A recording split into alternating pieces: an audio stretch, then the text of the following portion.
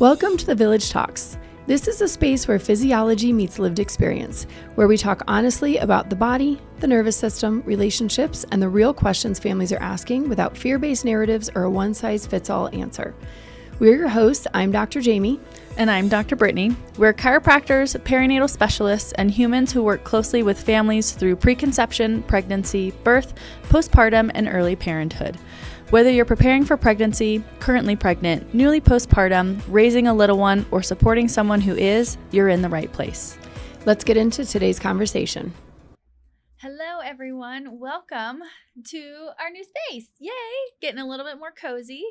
Today we are talking about babies and how we believe that when babies are fussy, it's not their behavior, it's not their demeanor, they're doing it for a reason, it's not their personality, right?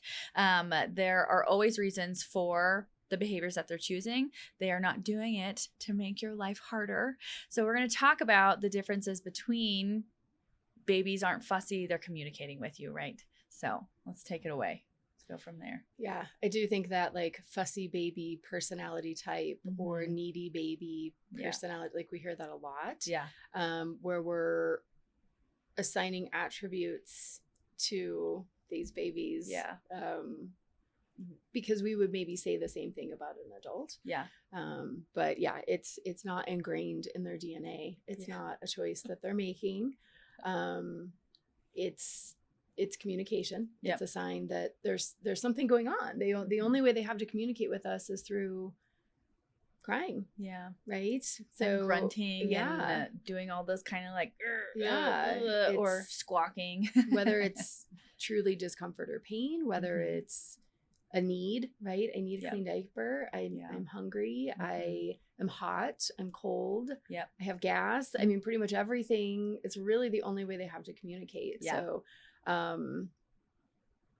that we don't say this and don't chat about this topic to make parents feel guilty if they haven't been responding to baby's communication. But I think there are a lot of parents who feel helpless because, well, my baby's just fussy, my baby's just neat, whatever. I'm like, they are fussing, yes, and they need something from you, yes. But it's not part of their identity. It's a snapshot of this moment, and they're trying to communicate something to you in the only means they have, which isn't great. Yeah. Right? It's like this is very primal. Yes. Right? Yeah. It's trying to get cues from an animal, right? They can't speak to you. Yep. So as parents, you are the most equipped to make these guesses, right? Like I think we have these conversations with parents of newborns 1 or 2 weeks old, and they're like, I don't know what they want. I'm like, you're learning, right? Like listen, watch, right? Their hungry cry is distinctly different from their gassy cry. Yeah. You just haven't quite figured that out. You haven't learned their language yet.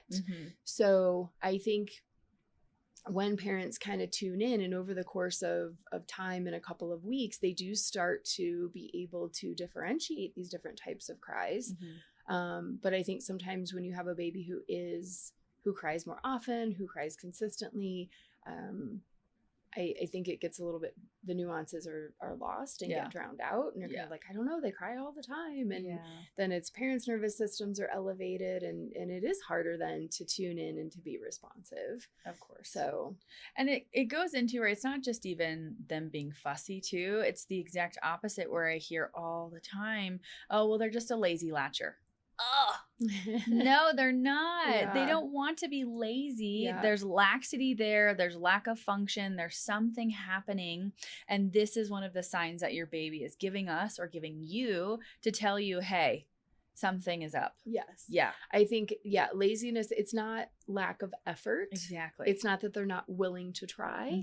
It's that this biological function isn't happening naturally and easily. And it is so much work, right? They are working harder. They're compensating in other ways, and they're fatiguing faster. Yeah. Right. So and sometimes like, oh, they're so relaxed and happy. And I'm like, actually I have concerns about their muscle tone. Yeah. Right. So I do think there's a lot of, when we get out of the realm in big and scary, which we say thankfully that's not the space that we exist in Yeah. and that we work in. We are very fortunate that most babies who come into our office are not dealing with major neurological issues. Mhm. They do not have severe chromosomal or genetic issues that we're dealing with. In the grand scheme of things, it makes life harder. It's inconvenient when baby's fussy, but let's do what we can to bring you to a place where your baby's thriving. Yeah. So,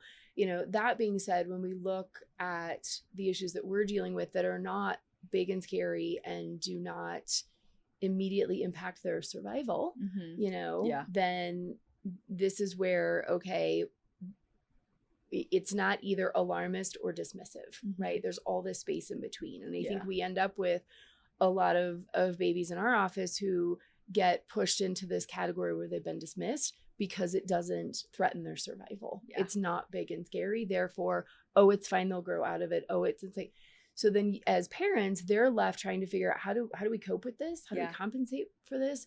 What do we do? Yep. And they've been told by someone, maybe it's another healthcare provider, maybe it's a parent, maybe it's a neighbor, someone in the community, who's like, oh, they're just fussy. Oh, it's just this, and like, it to me, it's dismissive, and I think it's frustrating for parents. It's not empowering for parents.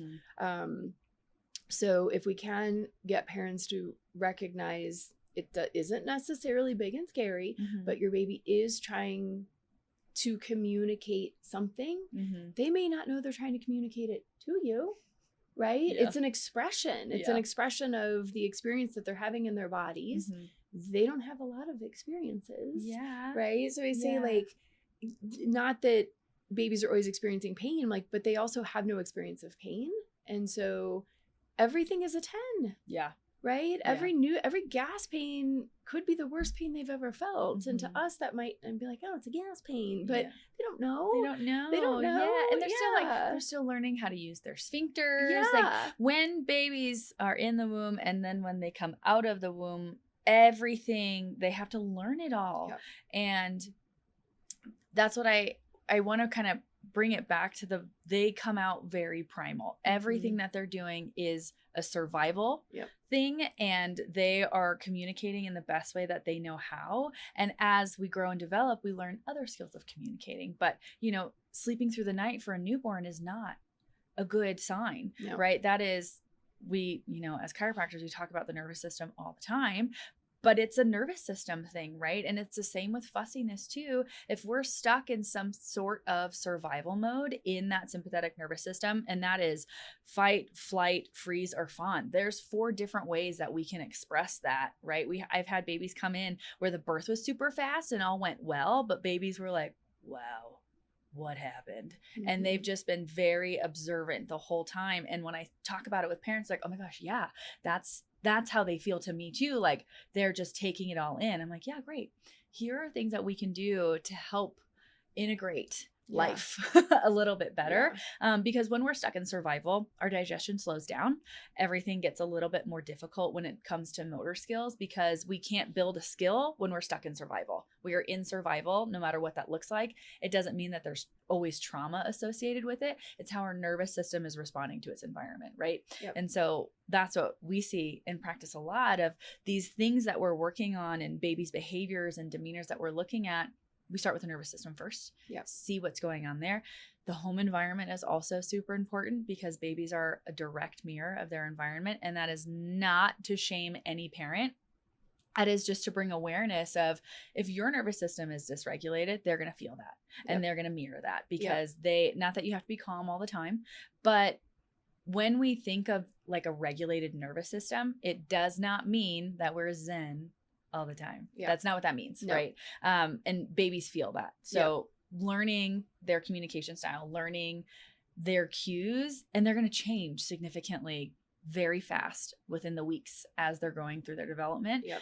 So it's a big game changer for people's lives. And I think it's really wonderful because it asks present or parents to be more present Yeah. in life. Yeah. And it's really hard to do sometimes when we've taught Especially in ourselves to those first- dissociate. Well, yeah. especially in those first few weeks, right? Mhm. Like I Yep. do think a lot of parents talk about, those first 2 weeks in particular, but sometimes up to 6 weeks as they themselves feel like they're in survival mode. And I'm like, Mhm. your baby has arrived here Yep. in a state of survival, right? Mhm. The suck reflex is to eat and survive. The Yep. startle reflex is, I mean, they're not crawling away from the bear or the tiger, but right, these are very much these primitive survival mechanisms Yes. ingrained in their body. And then you have parents who also feel like they're in survival mode. Mhm. And then that's where these two elevated nervous systems are just kind of feeding off each other. Mhm. And it's a lot. Yeah, it's a so lot. it doesn't come as a surprise to us, right? When we kind of get the sensation of how's parent doing, and we're like, oh, look, this baby reflects or mirrors Yeah. a lot of how you're feeling. And absolutely not to make parents feel ashamed or like the reason their baby is fussy is because Yeah. they're not well Yeah, regulated. definitely not. But the hope instead is that we can empower them to be like, all right, what do you rely on Mhm. for stress relief? Yep. What helps you feel calm? What helps you feel grounded? Not because you exist in that Zen 24 hours a day, Yeah. but when we're up here, what can we do that brings us here to at least find a point in the middle Yep. that keeps me from being up here 24 hours a day, right? And Absolutely. I think a lot of those practices fall by the wayside, Mhm. right? In the first Mhm. few weeks because it feels like survival mode. Yeah. Lack of sleep. I mean, there's a reason why sleep deprivation is a form of torture. Yes. But it's different. It is. It's absolutely different. So Mhm. sometimes I've said to parents like, what do you, and they're like, I get in the bath. I'm like, great. You get in the bath and you put the baby on top of you. Yep. And if you're worried about dropping the baby or slippery baby, then you put a towel on top of them and your partner's there if you need to pass them off. But like, if you are skin to skin with a baby while you're doing your own stress relieving, grounding, relaxation exercises, guess who else is Mhm. going to get that Yeah. intrinsically through you? It's a lot. It's a lot. It's a lot in those first few weeks. And I Yeah. think, as with other topics, we could go on and on and on about all the different ways that you can calm Yeah. baby at home and the ways Oh, that you yeah, can deal yeah, with your yeah. nervous system. But I think for today, it's just helping parents understand that it's not their fault. It's Mhm. not the baby's fault. It's not a set in stone, trapped in the DNA personality disorder. Yep. It's not a choice. It is temporary, even if Mhm. it's hard in the moment. And when it's happening, if you can take a deep breath, Mhm. try to assess the situation. Yeah. What is this baby trying to tell me? Yeah. And sometimes it is, I fed them, they're not hungry. They just woke up from a nap. Mhm. They have a clean diaper, right? You tick all the boxes of like, what are all the basic needs have been met here? Mhm. What else can I do? We got to look at the nervous system, Yep. right? When Yeah. we look at, there are great books out there. There are tips out there. Happiest Baby on the Block was big when my kids were little. Yeah. And it was, you swaddle them, you swing them, you shush them. They need to suck on something. I'm like, yeah, these can all help to reduce the amount of information being taken in by baby's nervous system. Mhm. So we're shutting other things out. We're reducing movement. We're compressing, right? Like compression supports the nervous system, Mhm. right? We know that with weighted blankets and things like that. So if you have little tips and tricks and things in your pocket, that's really helpful. Yeah. But I think most parents aren't even quite getting to that point. Yeah. I think they're freezing Mhm. after ticking, All the low hanging fruit, normal issue boxes. Yeah. And then are like, I don't know what else to do. Yep. And I think sometimes when people say things like, oh, they're just fussy, I think they're trying to help the parents feel like you've You're done what doing you okay. can. This Yep. isn't your fault. You're doing Mhm. really well. And I'm like, yes, they are. And Mhm. we also want to try to figure out what this baby's trying to communicate. Absolutely. Right. Yeah. All their behaviors mean something. And that's like the main point we want to get across today is it's not for nothing. Yeah. They're not just doing it because Mhm. there's something happening. Again, doesn't always have to be catastrophic, but I had a parent come in the other day and she was like, well, my pediatrician said, like, my baby hasn't pooped in 7 days. My pediatrician said, you know, if it gets longer than that, like, then we worry, but 7 days, that's fine. That's normal. And then they had a big blowout. Great. Awesome. And I was like, 7 days is a long time. Yeah. That's a really long time to not have a bowel movement. And I tell parents, like, it doesn't mean they have a blockage. Exactly. It doesn't mean we need surgery. Yep. Right? Like, I totally get what pediatrician is saying. Like, let's just kind of see what happens. It doesn't mean that this is a red flag, but also not big fan of watch and wait and hope that this baby poops. Right? Yep. And that is really common, but it's definitely not a sign that of a healthy functioning digestive system, right? Yeah. It's not an expression of overall health. Yep. To only have one bowel movement a week. Yep. We say this to adults. How would you feel if you pooped once a week? Yeah. You wouldn't feel great. Yeah. Like, you probably have a stomach ache, and every time you go to eat, you're like, ugh. Like, that's how they feel, right? And so what can we do to kind of facilitate this process, get things back on track, get things cleared out, get things more regular, because they're going to be less gassy. Yeah. They're going to be happier to eat. Yeah. They're going to sleep better. Like, you know, the longer you go, the more we start to see it impact other things. Absolutely. Yeah. I always want to say, for the most part, when they're freshies, babies want to be soft and squishy. They don't want to be tight and rigid. Yeah. And that is, you know, a behavior, demeanor, however you want to call it. That's something that we look at too, right? If they're stiff legging all the time, like, this also isn't a sign of a comfortable baby. Yeah. And so just reiterating again, not big and scary, but from a functional standpoint, they're letting you know that something isn't quite right. Yeah. And that can be, they need an adjustment, right? Yeah. It could mean that they have some laxity in their tongue and they need to build that suck, swallow, breathe complex skill, right? Lots of different things there. And there are so many wonderful resources, like you said, so many great practitioners that can be helpful for that functional piece. And so I think it's really important too, and we talk about this all the time, is building your team early. Yeah. Because if and when we run into situations like this, we know who we can call. Yeah. Right. We just have it. I think that leads to more confidence too. Yeah. We have it right there. Like, okay, great. I know these things are going on. I've tried these basic things here. That's not really helping.